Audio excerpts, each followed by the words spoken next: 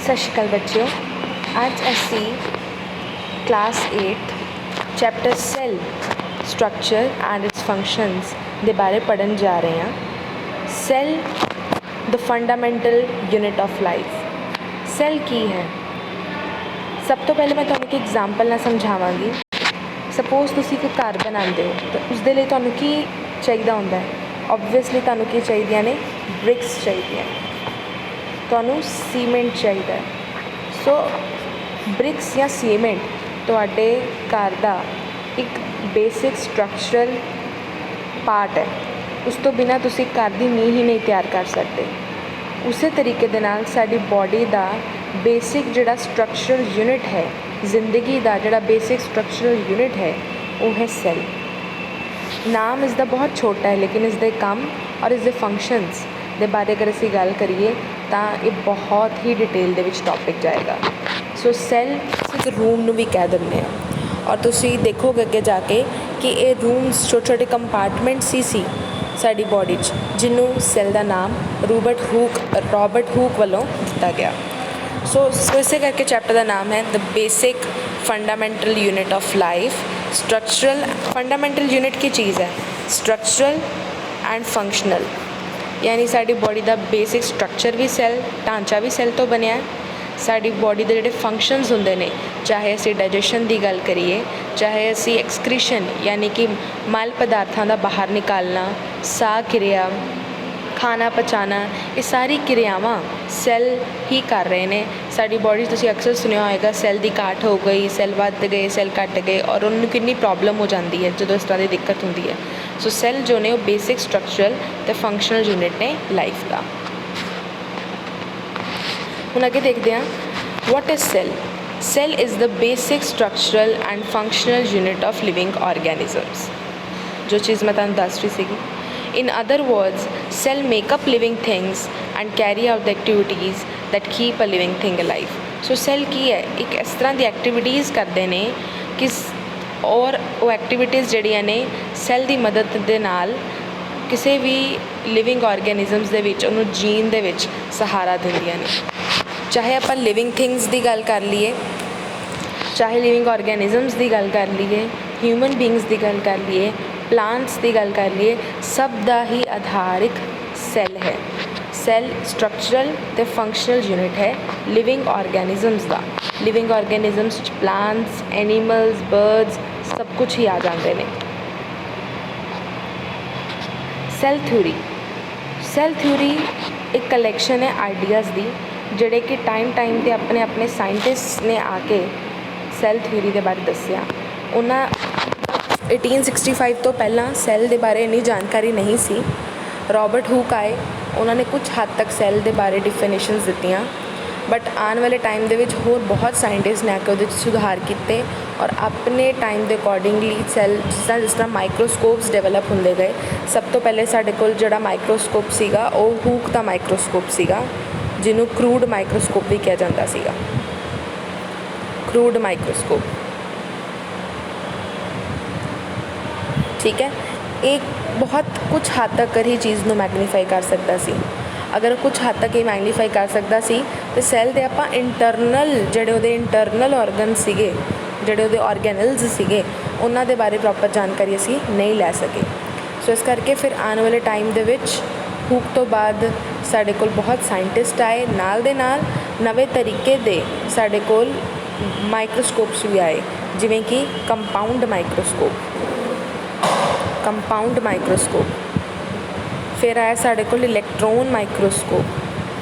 Compound microscope ਦੇ ਵਿੱਚ ਜਿਹੜਾ ਮੈਗਨੀਫਾਈਂਗ ਪਾਵਰ ਸੀਗੀ ਉਹ 1000 ਟਾਈਮਸ ਇੰਕਰੀਜ਼ ਹੋ ਜਾਂਦੀ ਸੀ, ਔਰ ਇਲੈਕਟ੍ਰੋਨ ਮਾਈਕਰੋਸਕੋਪ ਦੇ ਵਿੱਚ ਵੀ ਜਿਹੜੀ ਪਾਵਰ ਸੀਗੀ ਉਹ ਲੱਖ ਟਾਈਮ ਇੰਕਰੀਜ਼ ਕਰ ਦਿੰਦਾ ਸੀ ਮੈਗਨੀਫਾਈਂਗ ਪਾਵਰ। ਤਾਂ ਆਪਾਂ ਇੱਕ ਸੈੱਲ ਦਾ ਛੋਟੇ ਤੋਂ ਛੋਟਾ ਯੂਨਿਟ ਵੀ ਬੜੇ ਹੀ ਧਿਆਨ ਦੇ ਨਾਲ, ਗੌਰ ਦੇ ਨਾਲ ਸਟੱਡੀ ਕਰ ਸਕਦੇ ਸੀ। ਸੋ ਵਿਦ ਦ ਡਿਵੈਲਪਮੈਂਟ, ਜਿਵੇਂ ਡਿਵੈਲਪਮੈਂਟ ਹੋਈ, ਜਿਵੇਂ ਨਈ ਥਿਊਰੀਜ਼ ਆਈਆਂ, ਸੈੱਲ ਦੇ ਬਾਰੇ ਗੱਲਾਂ ਬਦਲਦੀਆਂ ਗਈਆਂ। ਕੁਝ ਗੱਲਾਂ ਤੁਹਾਡੇ ਸਾਹਮਣੇ ਨੇ ਜਿਹਨੂੰ ਸੈੱਲ ਥਿਊਰੀ ਦੇ ਅੰਡਰ ਰੱਖਿਆ ਗਿਆ। ਫਸਟ ਪੁਆਇੰਟ ਹੈ, all known living things are made up of one or more cells। ਜਿੰਨੀਆਂ ਵੀ ਲਿਵਿੰਗ ਥਿੰਗਸ ਸੀਗੀਆਂ, ਮੰਨਿਆ ਗਿਆ ਕਿ ਉਹਦਾ ਆਧਾਰ ਸੈੱਲ ਹੀ ਹੈ चाहे वो प्लांट्स ने चाहे एनिमल्स ने, कोई भी लिविंग ऑर्गेनिज्म सैल तो मिल के बनया है। सैल एक भी हो सकता है, ज़्यादा सैल भी हो सकते हैं। जिमें कि ह्यूमन बॉडी इस दे विच अलग अलग सैल अलग अलग फंक्शन लिए बनाए गए हैं। बट कई बॉडीज़ ने यूनीसैलुलर जिहड़ी इक्को ही सैल दे नाल अपना सारे काम कर लैंदियां ने। दूसरा पॉइंट कहता है all living cells arise from pre existing cells by division. Cell अपने आप ही जन्म लै लेंदे ने प्री एग्जिस्टिंग सैल्स तो। पुराने सैल्स ब्रेक होंदे रहंदे ने, न्यू सैल्स जन्म लैंदे ने। पुराने सैल ब्रेक, न्यू सैल जन्म, सो प्रोसैस कंटिन्यू चलता रहता है। और साडी body trillion billion of cells are present. So living cells जिहड़े ने अपने आप ही अपने डिवीजन करते करते नए सैल्स नू जन्म दे देंदे ने। और थर्ड पॉइंट फिर तो ही कि सैल बेसिक यूनिट है किदा स्ट्रक्चर का, साड़ी बॉडी के ढांचे का और साड़ी बॉडी के फंक्शनस का भी। जिवें डाइजेशन लिए अलग सैल्स ने, एक्सक्रीशन लिए अलग सैल्स ने, फिर रेस्पिरेशन लिए अलग सैल्स ने। सो सैल का अपना अपना काम है, अपना अपना स्ट्रक्चर है, अपना अपना फंक्शन है। ये तुहाडे सामने एक सैल थ्योरी की टाइमलाइन है, कौन किस दे दौरान किस टाइम आया। जिस तरह कि रॉबर्ट हुक 1665 आए और उन्होंने सैल नू डिस्कवर किया। और 1883 रॉबर्ट ब्राउन आए जिन्होंने न्यूक्लीयस नू डिफाइन किया, जो कि असीं आने वाली अपनी वीडियोज़ च देखांगे। फिर उस तो बाद फेलिक्स दुजार्दिन आए जिन्होंने फ्लूइड सैल के अंदर जो लिक्विड से उसकी डिस्कवरी की। इस तरीके दे नाल मैथियस शेल्डियन आए 1838 जिन्होंने all plant cells are made up of cells, यानी कि सारे प्लांट सैल्स ना मिलके बने हुए ने। इस दे बारे एक थ्योरी दी। एंड बाकी भी तुहाडे सामने ने अलग अलग साइंटिस्ट ने अपने अपने टाइम पे अलग अलग थ्योरीज दित्तियां सैल्स के बारे। अच्छा जी, अगे साडे कोल है यूनीसैलुलर ऑर्गेनिजम्स। सो यूनीसैलुलर, यूनी मीनस हुंदा है वन, सैलुलर तो आप जान ही चुके हैं। और ऑर्गेनिजम्स जिहड़े कि लिविंग थिंग्स ने या लिविंग ऑर्गेनिजम्स हुंदे ने साडे कोल। सो वो ऑर्गेनिजम्स जिहड़े कि सिर्फ एक सैल नाल बने होण, सिर्फ एक सैल नाल बने होण, उन्होंने असीं बोलते हैं यूनीसैलुलर ऑर्गेनिजम्स। सिर्फ एक सैल नाल बने होण। इस तरह के ऑर्गेनिजम्स जिहदे विच इक्को ही सैल प्रेजेंट होवे और इक्को ही सैल सारे काम कर रहा है। की काम कर रहा है? डाइजेशन भी कर रहा है, रेस्पिरेशन भी वही कर रहा है, फूड का इनटेक भी वही कर रहा है, फूड को डाइजेस्ट करन तो बाद एक्सक्रीट भी इक्को ही सैल कर रहा है। अगर तुसीं छोटी क्लासेस अमीबा बारे पढ़िया होए, अमीबा इज़ अ यूनीसैलुलर ऑर्गेनिज्म। और सारे ही काम इक्को जाना, यानी अमीबा का इक्को ही सैल ये सारे फंक्शनस परफॉर्म कर लेंदा है। होर भी साडे कोल कई यूनीसैलुलर ऑर्गेनिजम्स ने। यूगिलेना ये यूनीसैलुलर ऑर्गेनिजम्स है। पैरामीशियम अमीबा की कैटेगरी चो ही आया। एंड थर्ड इज़ यीस्ट जिन्होंने असीं खमीर बोलते हैं। ये सारे माइक्रो ऑर्गेनिजम्स ने, बैक्टीरियल माइक्रो ऑर्गेनिजम्स ने। सो ये सारे ही सिंगुलर सैलुलर ने, इक्को सैल प्रेजेंट हुंदा है और इक्को सैल सारे फंक्शनस परफॉर्म करता है। अगे चलते हैं multi cellular organisms. Multi means more than one. So multi cellular वो ऑर्गेनिजम्स जिहदे विच एक तो ज़्यादा सैल्स प्रेजेंट होण और हर सैल अपने अपने फंक्शन परफॉर्म करे। स्टमक फूड को डाइजेस्ट करने लिए बनाई गई है। लंग्स या हार्ट जो है थोड़ा ब्लड को पंप करता है, ठीक है। सो अलग अलग फंक्शनस, किडनी जोड़े ब्लड को फिल्टर कर दियाँ ने। सो अलग अलग बॉडी पार्ट्स जिन्हों के अलग अलग फंक्शनस ने और वो फंक्शनस को परफॉर्म करने लिए जोड़े सैल ने वो भी अलग अलग ने। सो इस करके मल्टी सैलुलर ऑर्गेनिजम्स, ठीक है। सो वो ऑर्गेनिजम्स जिहदे एक तो ज़्यादा सैल प्रेजेंट हो, made up of more than one cell. So human being are multi cellular, animals are multi cellular, plants are multi cellular. Stems अपना फंक्शन कर दिया, यानी रूट्स अपना फंक्शन, लीव्स अपना function. So all are multi cellular. Fungus is also multi cellular organism. Okay, so we have two categories, one is multi cellular और एक है साडे कोल यूनीसैलुलर। यूनीसैलुलर जिहदे च इक्को ही सैल सारे फंक्शनस परफॉर्म करे और मल्टी सैलुलर जिहदे च एक तो ज़्यादा सैल्स डिफरेंट फंक्शनस परफॉर्म करन। कुछ मल्टी सैल ऑर्गेनिजम्स स्क्रीन ते ने जिन्होंने माइक्रोस्कोप के अंडर व्यू किया गया। फस्ट है लीफ सैल। तुसीं देख रहे हो लीफ के सैल किस तरीके नाल खड़े ने। एक बाउंड्रीज सानू नज़र आ रही ने कुछ इस तरीके दियाँ, रैक्टेंगुलर शेप्ड बोल सकते हो या पेंटागन हैक्सागन शेप्ड। हैक्सागन शेप दे विच कुछ साडे कोल नज़र आ रहा सानू।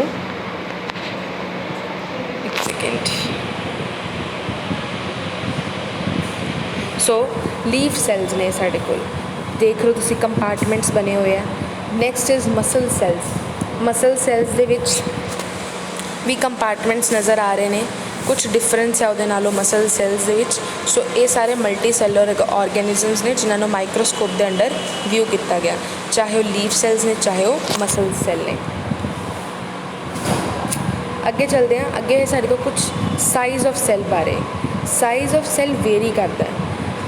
किसी ऑर्गेनिज्म के साइज़ सैल का कुछ होर होएगा, किसी ऑर्गेनिज्म के साइज़ सैल का कुछ होर होएगा। सैल जिहड़े ने माइक्रोस्कोपिक लैवल लैके मैक्रोस्कोपिक लैवल तक जा सकते हैं।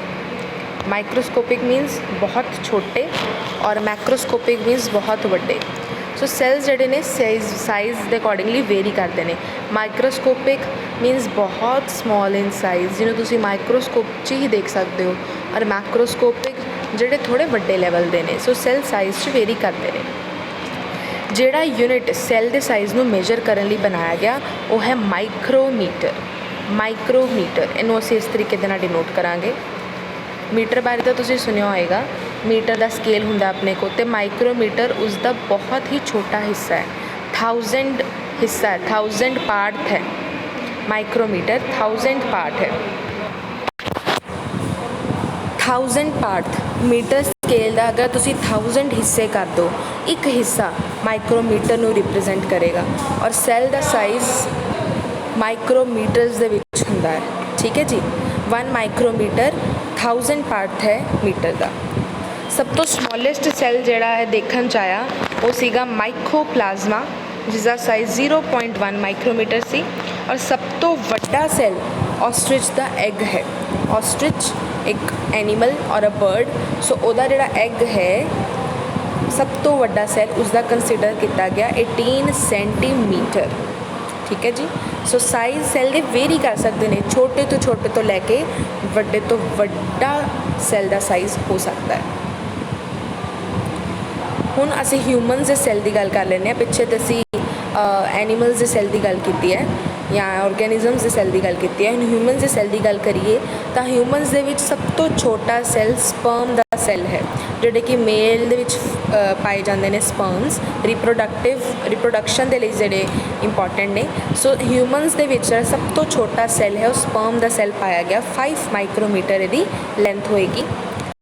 लार्जेस्ट सैल सीगा ओवम का सैल। सब तो वड्डा लार्जेस्ट सैल तुसीं कह सकते हो ओवम, जिहड़ा फीमेल्स दे विच पाया जाता है। 120 माइक्रोमीटर इसकी साइज़ है। और सब तो लॉन्गेस्ट सैल, लॉन्गेस्ट कह लो लार्जेस्ट कह लो, मतलब लंबा सैल की शेप भी तो वेरी कर सकती है ना। तुसी पहला सैल देखो टेल वाला है, दूसरा सैल देखो स्फेरिकल है, तीसरा सैल देखो और लेंथ वाइज यानी कि वो ब्रांचेस निकली हुई ने। सो लॉन्गेस्ट सैल नर्व सैल है जो कि साढ़े ब्रेन च पाया जाता है। 1 मीटर इसकी लेंथ है। सो साइज़ इस स्लाइड से तुहानूं की शो हो रहा है कि साइज़ वेरी कर सकते हैं। छोटे तो छोटा भी हो सकता है सैल का साइज़ और बड़े तो बड़ा भी हो सकता है। Shape of cells. हुण असीं साइज़ की गल कर चुके हैं, हुण शेप की गल करते हैं कि जिहड़े सैल ने उन्हां दी शेप भी डिफरेंट होंदी है। Variation depends upon the functions of cell. जिस तरीके का सैल का काम होएगा उस तरीके की ही बेसिकली उसकी शेप देखी गई। Some cells like Euglena and Amoeba can change the shape, but mostly cells have a fixed shape. ज़्यादातर कहते कि सैल्स की फिक्स शेप होंदी है, बट कुछ सैल्स जिवें कि यूग्लेना यूनिसैलुलर, अमीबा यूनिसैलुलर ये अपनी शेप चेंज कर सकते हैं क्योंकि इन्होंने ही सारे फंक्शनस परफॉर्म करने हैं। जिवें लाइक अमीबा साढ़े कोल ते इन्हें अपने आप नू बाउंड्रीज़ नू वधा के इन्हें फूड नू डाइजैसट भी करना है। फिर इन्हें थोड़ा जा कॉन्ट्रैक्ट होकर अपने फूड नू डाइजैसट करना है। फिर अपने फूड नू बाहर भी निकालना है, जिहड़ा अनडाइजैस्टेड फूड होएगा। So Euglena amoeba shape change कर सकते हैं, but mostly cells have a fix shape. अगे चलते हैं। अगे है साढ़े कोल human RBCs are circular biconcave for easy passage through human capillaries. RBCs red blood corpuscles ਔਰ ਰੈੱਡ ਬਲੱਡ ਸੈਲਸ ਜਿਹੜੇ ਕਿ ਤੁਹਾਡੀ ਸਕਰੀਨ 'ਤੇ ਨੇ। RBCs ਦੀ ਸ਼ੇਪ ਤੁਸੀਂ ਦੇਖ ਰਹੇ ਹੋ ਬਾਏ ਕੌਨਕੇਵ ਹੁੰਦੀ ਹੈ, ਯਾਨੀ ਕਿ ਤੁਸੀਂ ਦੇਖ ਰਹੇ ਹੋ ਇੱਕ ਸਾਈਡ ਤੋਂ ਜਿਹੜੇ ਨੇ ਉਹ ਅੰਦਰ ਨੂੰ ਡੂੰਘ ਜਿਹਾ ਨਜ਼ਰ ਆ ਰਿਹਾ ਤੁਹਾਨੂੰ, ਇੱਥੇ ਕਰਕੇ ਇੱਥੇ ਥੋੜ੍ਹਾ ਜਿਹਾ ਅੰਦਰ ਨੂੰ ਹੈ, ਜਿਹਨੂੰ ਕਿ ਅਸੀਂ ਕਨਕੇਵ ਸ਼ੇਪ ਕਹਿੰਦੇ ਹਾਂ, ਤਾਂ ਕਿ ਈਜ਼ੀ ਪੈਸੇਜ ਹੋ ਸਕੇ ਇਹਦੀ ਜਿਹੜੀ ਕਿ ਵੀਨਸ ਦੇ ਵਿੱਚੋਂ ਨਰਵਸ ਦੇ ਵਿੱਚੋਂ RBCs ਦੀ ਈਜ਼ੀ ਪੈਸੇਜ ਹੋ ਸਕੇ। ਸੋ ਇਸ ਦੀ ਸ਼ੇਪ ਇਸ ਤਰੀਕੇ ਦੀ ਹੈ। ਨਰਵ ਸੈੱਲ ਬ੍ਰਾਂਚਡ ਨੇ, ਜਿਸ ਤਰ੍ਹਾਂ ਉਹਦੀਆਂ ਬ੍ਰਾਂਚਿਸ ਨਿਕਲੀਆਂ ਹੋਈਆਂ ਨੇ ਜਿਵੇਂ ਟਰੀ ਦੀਆਂ ਬ੍ਰਾਂਚਿਸ ਹੁੰਦੀਆਂ ਨੇ, ਤਾਂ ਕਿ ਸਾਡੇ ਬ੍ਰੇਨ ਤੱਕ ਸਾਡੀ ਨਰਵ ਸੈੱਲਸ ਜਿਹੜੇ ਨੇ ਸਾਰੀ ਬੋਡੀ ਦੇ ਵਿੱਚ ਇਲੋਂਗੇਟਿਡ, ਅਸੀਂ ਲੈਂਥ ਵਾਈਜ਼ ਜਿਵੇਂ ਖੜੇ ਹੁੰਦੇ ਹਾਂ, ਅਤੇ ਨਰਵ ਸੈੱਲ ਸਾਡੇ ਬ੍ਰਾਂਚਿਸ ਟਾਈਪ ਸਾਡੀ ਬੋਡੀ ਦੇ ਹਰ ਪਾਰਟ ਦੇ ਵਿੱਚ ਜਾ ਰਹੇ ਨੇ, ਹੈਡ ਤੋਂ ਲੈ ਕੇ ਸਾਰੇ ਪਾਰਟਸ ਤੱਕ ਜਿਹੜੀਆਂ ਨਰਵ ਸੈੱਲਸ ਨੇ ਉਹ ਜਾ ਰਹੇ ਨੇ। ਸੋ ਇਹਨਾਂ ਦਾ ਬ੍ਰਾਂਚ ਹੋਣਾ ਜ਼ਰੂਰੀ ਹੈ। ਅਗਰ ਅਸੀਂ WBCs ਦੀ ਗੱਲ ਕਰੀਏ ਯਾਨੀ ਵਾਈਟ ਬਲੱਡ ਸੈੱਲਸ, ਇਹ ਵੀ ਆਪਣੀ ਸ਼ੇਪ ਚੇਂਜ ਕਰ ਸਕਦੇ ਨੇ, ਠੀਕ ਹੈ ਜੀ। WBCs can change the shape to engulf the micro organisms that enter the body. WBCs ਸਾਡੀ ਬੋਡੀ ਦੇ ਨਾਲ ਲੜਦੇ ਨੇ, ਸਾਡੀ ਬੋਡੀ ਦੀ ਬਿਮਾਰੀਆਂ ਦੇ ਨਾਲ ਲੜਦੇ ਨੇ। ਅਗਰ ਸਾਡੀ ਬੋਡੀ 'ਚ ਕੋਈ ਮਾਈਕਰੋ ਆਰਗੈਨਿਜ਼ਮ, ਕੋਈ ਵਾਇਰਸ ਐਂਟਰ ਕਰ ਜਾਂਦਾ ਹੈ ਤਾਂ WBCs ਜਿਹੜੇ ਨੇ ਉਸ ਐਂਟਰ ਕੀਤੇ ਹੋਏ ਮਾਈਕਰੋ ਆਰਗੈਨਿਜ਼ਮ ਦੇ ਨਾਲ ਲੜ ਕੇ ਉਹਨੂੰ ਖ਼ਤਮ ਕਰਦੇ ਨੇ। ਸੋ ਇਸ ਤਰੀਕੇ ਦੇ ਨਾਲ ਉਹਨਾਂ ਦੀ ਸ਼ੇਪ ਬਣਾਈ ਗਈ ਤਾਂ ਕਿ ਉਹ ਇਹ ਕੰਮ ਕਰ ਸਕਣ। ਸੋ ਬੇਸਿਕਲੀ ਅਸੀਂ ਕਹਿ ਸਕਦੇ ਹਾਂ ਕਿ ਸ਼ੇਪ ਵੀ ਸੈਲਸ ਇਸ ਤਰੀਕੇ ਦੀ ਬਣਾਈ ਗਈ ਹੈ ਰੱਬ ਵੱਲੋਂ ਕਿ ਹਰ ਕੰਮ ਆਪਣੇ ਅਕੋਰਡਿੰਗ ਟੂ ਫੰਕਸ਼ਨ ਉਹਦਾ ਹੋ ਸਕੇ। ਸੋ ਅਸੀਂ ਕੀ ਦੇਖਿਆ, ਸੈੱਲ ਕੀ ਹੈ, ਉਹਨੂੰ ਕਿਸ ਨੇ ਡਿਸਕਵਰਡ ਕੀਤਾ, ਰੋਬਰਟ ਹੁਕ ਨੇ ਡਿਸਕਵਰ ਕੀਤਾ, ਔਰ ਆਉਣ ਵਾਲੇ ਟਾਈਮ ਦੇ ਵਿੱਚ ਉਸ ਦੀ ਡਿਸਕਵਰੀ ਦੇ ਨਾਲ ਨਾਲ ਨਏ ਮਾਈਕਰੋਸਕੋਪਸ ਆਉਂਦੇ ਗਏ ਔਰ ਉਸ ਦੀ ਡਿਸਕਵਰੀ ਅੱਗੇ ਵੱਧਦੀ ਗਈ। ਫਿਰ ਅਸੀਂ ਪੜ੍ਹਿਆ ਕਿ ਸੈੱਲ ਜਿਹੜੇ ਨੇ ਯੂਨੀਸੈਲਰ, ਮਲਟੀ ਸੈਲਰ ਦੋ ਕੈਟਾਗਰੀਜ਼ ਹੁੰਦੀਆਂ ਨੇ। ਸੈੱਲਸ ਦੀ ਸ਼ੇਪ ਵੇਰੀ ਕਰ ਸਕਦੀ ਹੈ, ਸੈੱਲ ਦਾ ਸਾਈਜ਼ ਵੇਰੀ ਕਰ ਸਕਦਾ ਹੈ ਫਰੋਮ ਪਰਸਨ ਟੂ ਪਰਸਨ। ਇੱਕ ਆਰਗੈਨਿਜ਼ਮ ਤੋਂ ਦੂਸਰੇ ਆਰਗੈਨਿਜ਼ਮ ਦੇ ਵਿੱਚ ਡਿਫਰੈਂਟ ਸਾਈਜ਼ਸ, ਡਿਫਰੈਂਟ ਸ਼ੇਪਸ ਦੇ ਸੈੱਲ ਹੋਣਗੇ।